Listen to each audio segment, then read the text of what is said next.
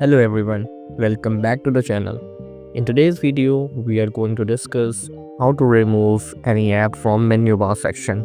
Let's start the video. First, what you have to do is click on the Apple icon here on your top left. Now go on System Preferences, just like this. Now here what you have to do is go on Dock and Menu Bar section. As you can see on my left side control center, there are many apps, Wi-Fi, Bluetooth, AirDrop, Focus.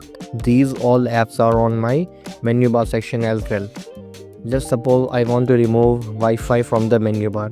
What I have to do? Just untick this box, show in menu bar.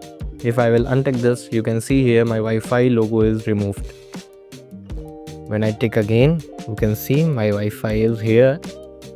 So this is the pretty simple steps to remove any app from your menu bar section. I hope you find this video very useful. Don't forget to like, subscribe and share. Thank you for watching.